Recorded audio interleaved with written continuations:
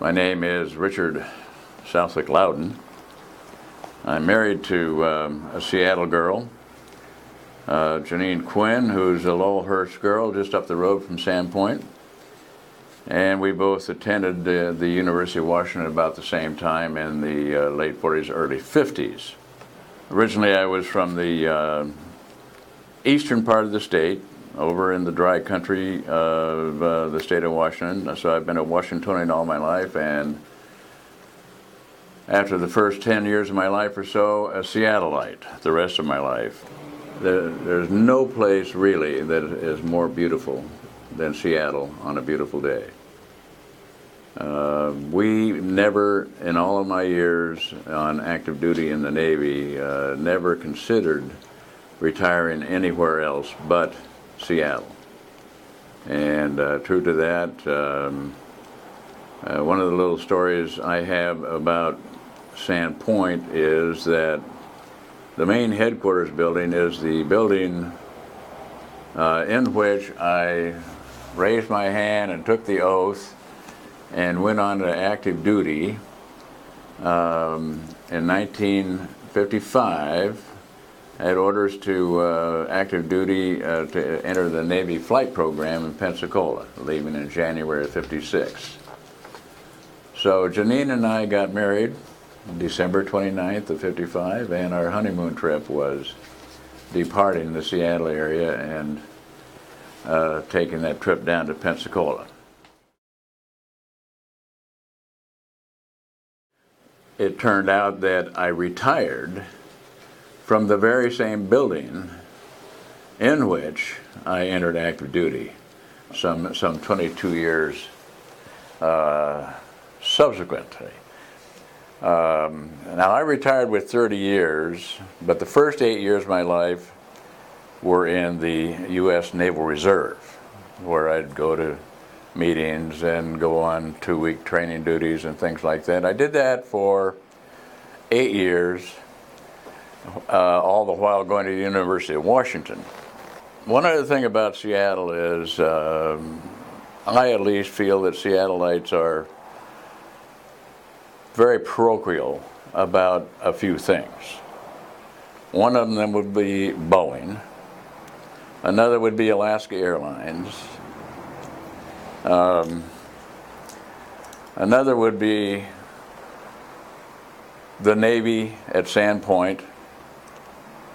And curiously, in the reserves down at Lake Union, south end of Lake Union, we had a big armory there, which has just recently become the Museum of History and Industry of Seattle. Sandpoint, Naval Air Station Sandpoint, as we all know, has been deactivated a few years back. My own career identifies very strongly with Sandpoint as well as other areas in Seattle. While we were in college, we had many students in ROTC, Navy ROTC. I was in the reserves, and in those days, of course, we all had to do that. Serve the military. We were either exposed to the draft, or in college we had to be in the ROTC, or I could be in the reserve, which I did. Now, Sandpoint Officers Club, a beautiful building out there that has memories for just probably everybody in Seattle. What a wonderful and fantastic place. Well, because I had an ID card in the reserves, I could get on the base. Didn't matter where I was going on the base, so I went to the Officers Club, even though the midshipmen or cadets and so on in the ROTC that were out there, they had a little bit more of a officer-like connection to the Officers Club. But I can say this, we had fantastic times out there.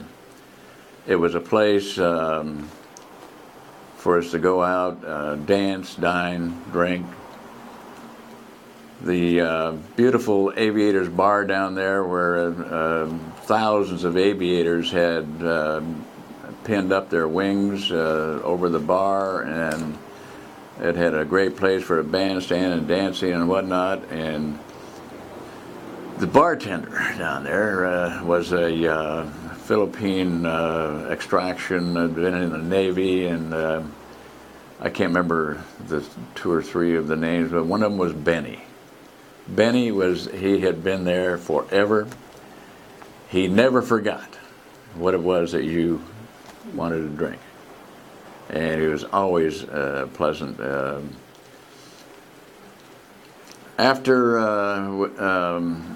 During retirement, I should say, we continued to use the Officers Club.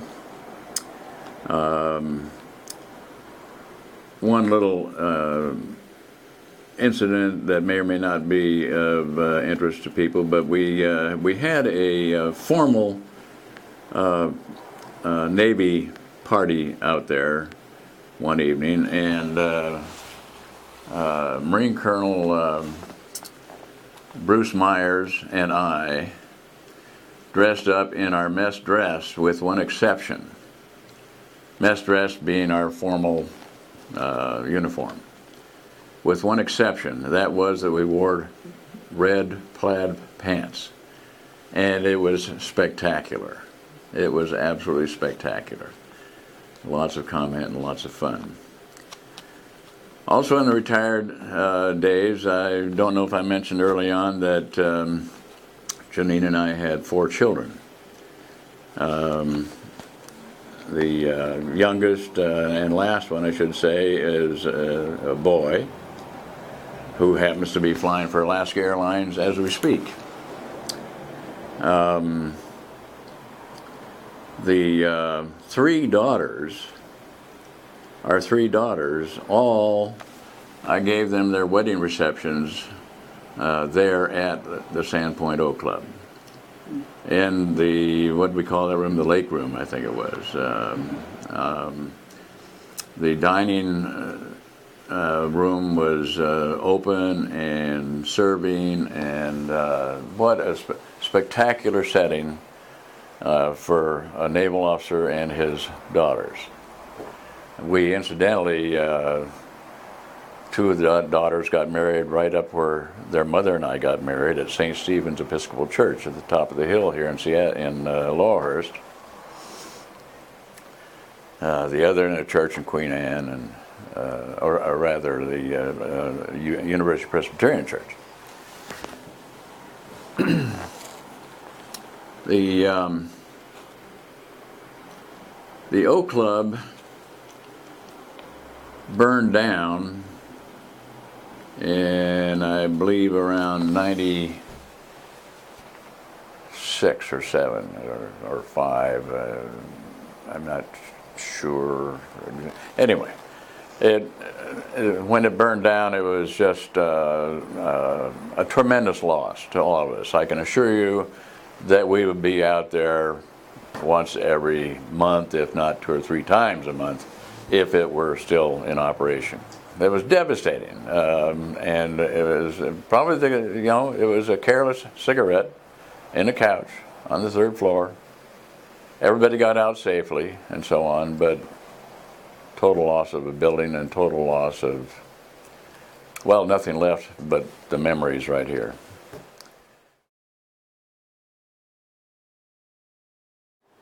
I was pleased to have completed flight training successfully and assigned to fleet squadrons, and had a number of occasions, even while not on not on assigned to flying duty. Matter of fact, more to the point, naval aviators in my time, when we were on a carrier or on shore duty, it was our responsibility to maintain at least 4 hours a month proficiency time. And we'd use various aircraft like the old and wonderful Navy Beechcraft, the SNB, terrific little airplane, hard to land, but fun to learn to land, and so on. But I had some periods of proficiency flying where I was in a position to come to Sandpoint. As a matter of fact, in 1964, I was assigned to the USS Coral Sea as catapult officer. And that has a very interesting aspect. Matter of fact, we can go into it right now. I've got a great association with Ron Miller here, in that as a catapult officer on board, and he was a phantom driver on board, I personally manned the catapults and gave him, I don't know how many cat shots. I don't know if we logged, but I'll bet we logged 25 of them, or more, as where I was a cat officer. 6 months. We had a couple of the cat officers firing.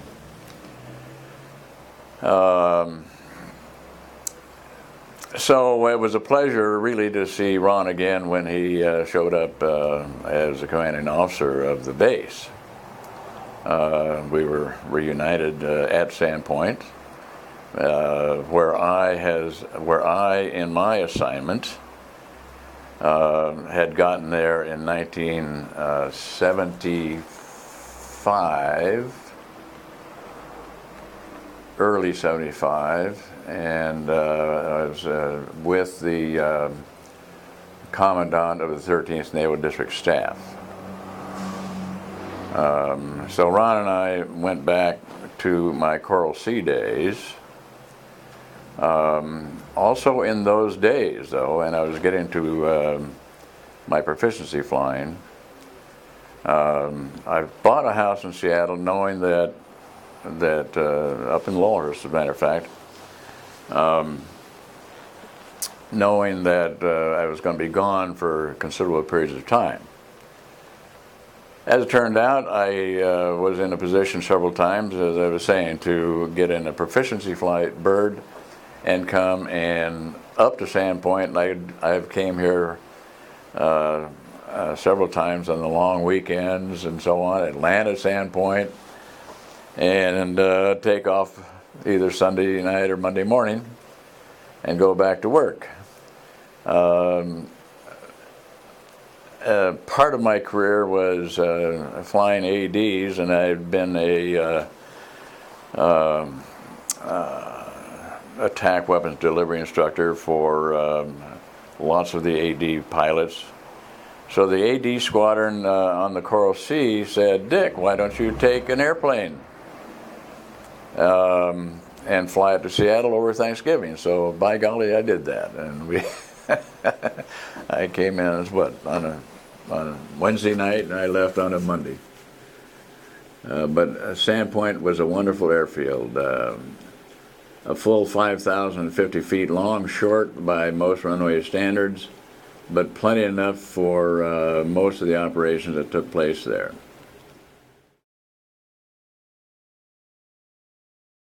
One of the operations that I fondly remember was shortly after I reported to 13th Naval District. It turned out that we found out that the Blue Angels did not have a venue, a place, really assigned to do their show. So I called a couple of people, and it turned out that Sandpoint would be a wonderful place. I made a few judicious calls, because by this time Sandpoint runways and the air station had been closed. Matter of fact, I believe it closed as an air station in about 1970, and now we're talking August of '75. So the commanding officer at Whidbey Island was a good friend of mine.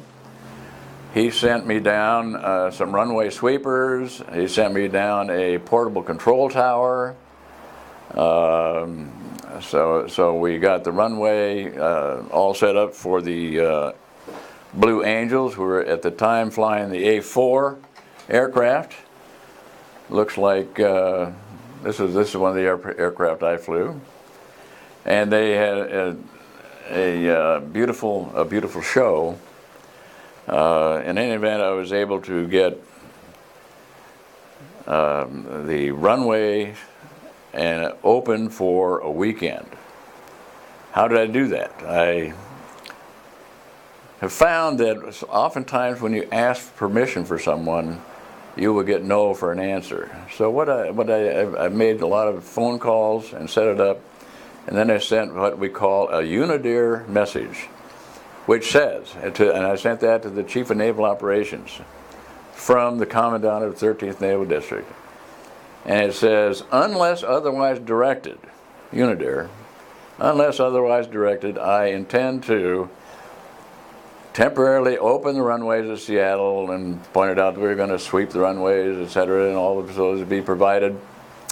And the Blue Angels have agreed.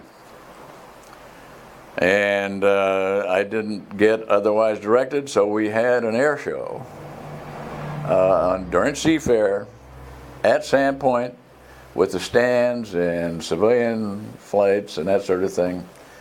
That was probably one of my sterling memories of being at Sandpoint and taking note of an unusual situation.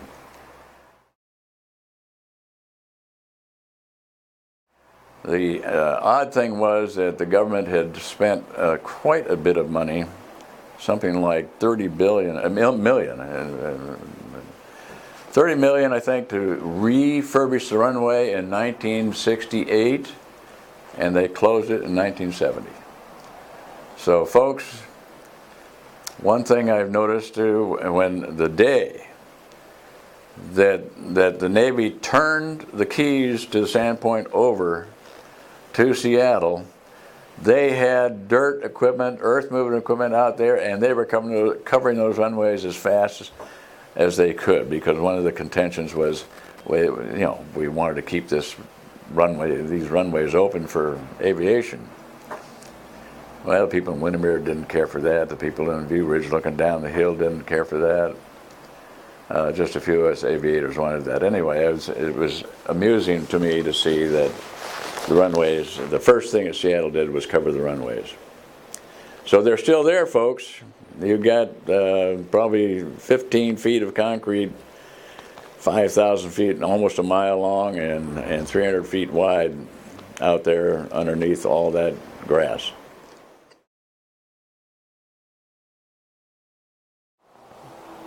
Sandpoint is, for us, was really kind of a focal point coming out of our upbringing in Seattle and then going into the Navy and retiring from Sandpoint as well, became quite a focal point for our activities and friendships. And we love seeing every one of our good friends at Sandpoint. In our minds and hearts, I think the Sandpoint will continue to live on. And I hope and trust that these efforts that are being made to record our histories now will themselves live on and give you people 200-300 years from now, taking a look at this, a good feel for what it was like here at Sandpoint Naval Air Station in Seattle, Washington. We loved it.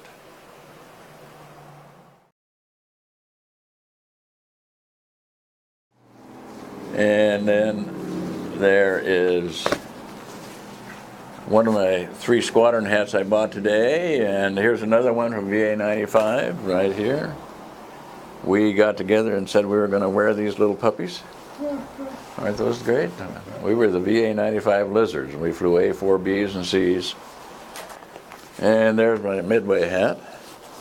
Don't have my Coral Sea hat.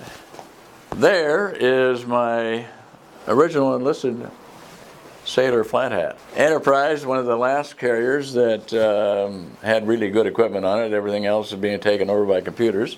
And how about How about that?